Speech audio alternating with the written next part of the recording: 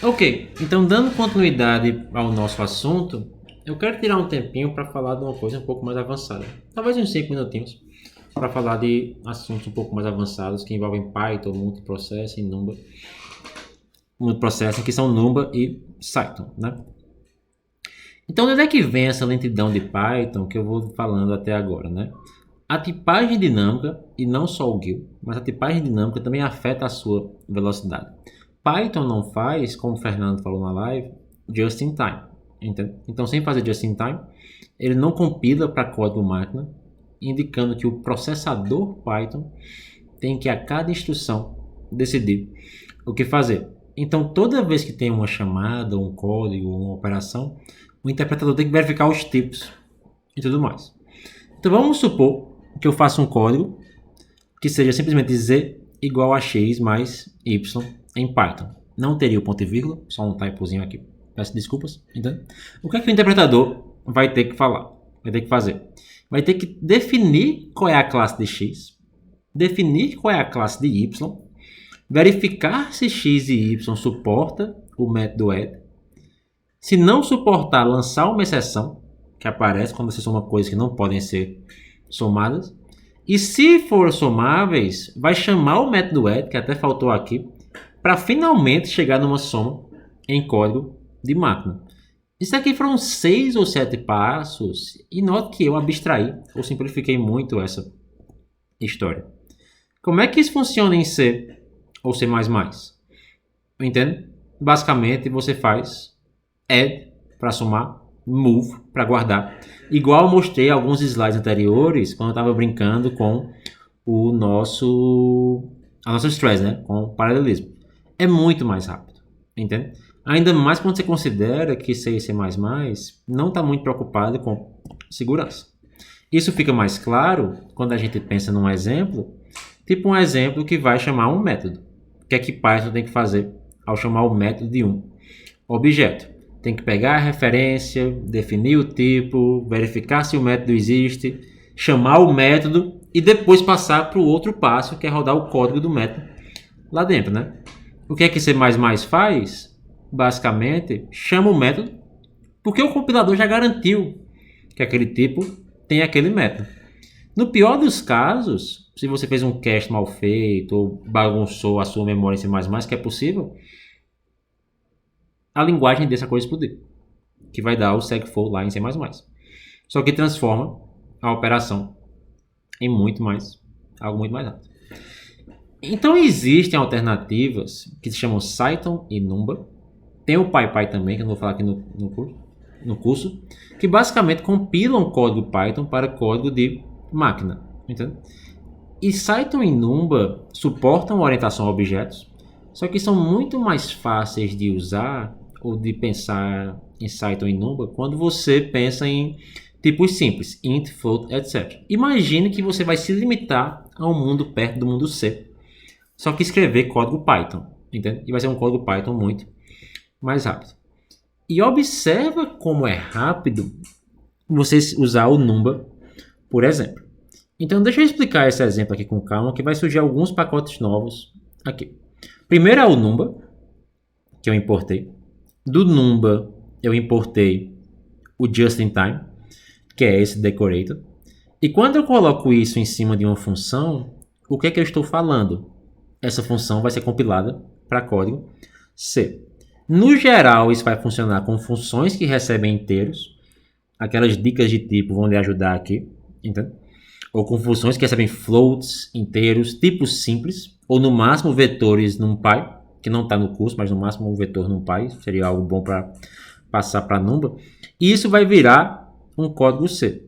E olha que bacana, ao chamar o JIT, eu posso basicamente desabilitar a GIL. Isso aqui vai ser um código que vai rodar igual a código C mesmo, normal. Aqui eu importei um outro pacote chamado concurrent.futures. Isso é basicamente uma nova forma de fazer pulls em Python, entende? Então esse concurrent.futures permite eu fazer uma pull, agora uma pull de threads, e essa pull de threads vai executar em paralelo usando aqui 4 processos. Então vamos fazer esse exemplo no código também. Só para mostrar que para usar Numba e os próximos exemplos do curso, né, vocês têm que instalar. Aqui eu estou instalando com Conda, que é Conda install Numba, e o Beautiful Soup, e o Request, que é uma outra biblioteca que a gente vai usar no futuro. Ou você pode instalar isso com pip. Eu vou deixar isso rodando aqui, mas eu já posso ir escrevendo meu código, então isso deve instalar rapidinho, enquanto eu vou escrevendo o código aqui com vocês. Então eu vou lá na pasta lá, curso Python, vou dar um zoom aqui para ficar mais fácil de ver, e vou escrever o nosso exemplo number.py. Deixa meu editor de texto abrir.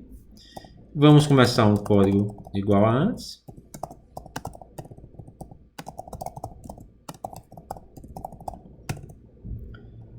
Vou importar o JIT.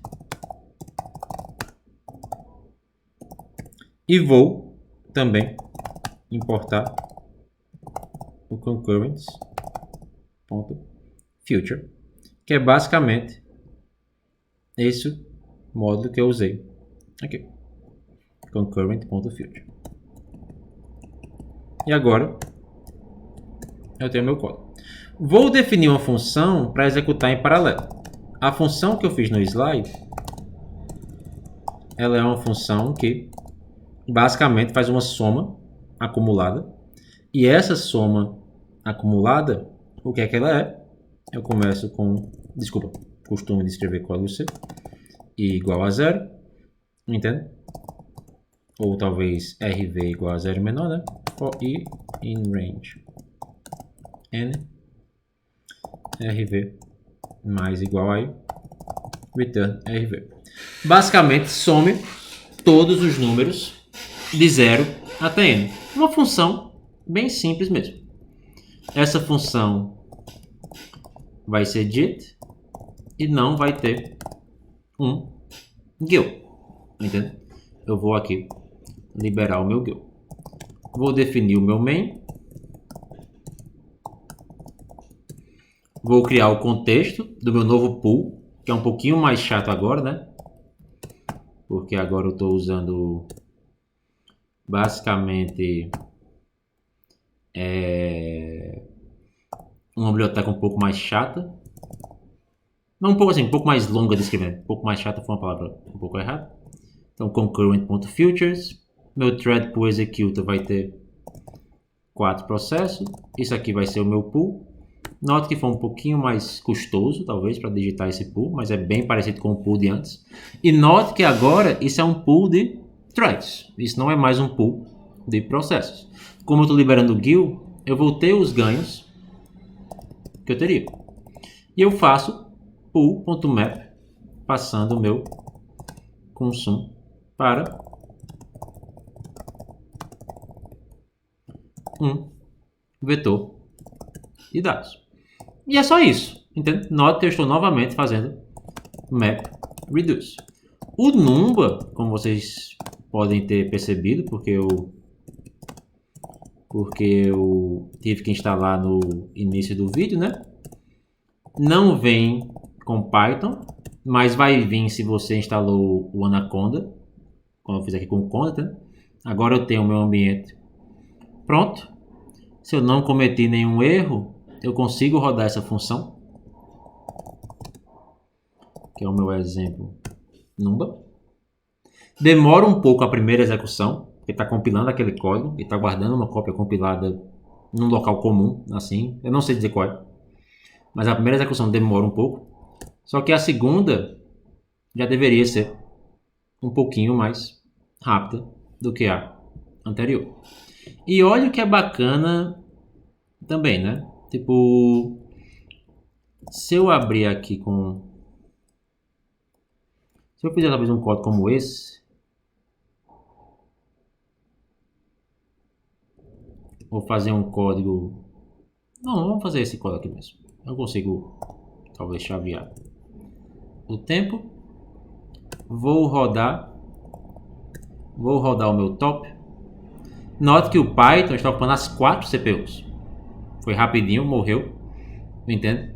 Mas agora o Python conseguiu ocupar todas as CPUs. Novamente. De uma vez só. Tendo assim um código ou um exemplo que é mais rápido. Como é um exemplo meu tolo, não dá tempo de ver o número chegar em 400 aqui, que poderia chegar, mas deu para ver o pico de CPUs como antes. Porque em essência eu desabilitei o GUI para rodar agora isso com multithreading. Entende? Então o decorador não só faz just in time, como consegue desligar o GUI e tem um código multithreading que é muito bom para funções numéricas que trabalham com dados mais inteiros, floats, etc. O no-GUI indica que eu não vou liberar o GUI, que eu vou liberar o GUI. E agora já deveria ter um ganho de tempo com esse código aqui, usando um pool, que agora é um pool de threads, que vem de outro pacote, mas é um pool igual ao pool de processos de antes.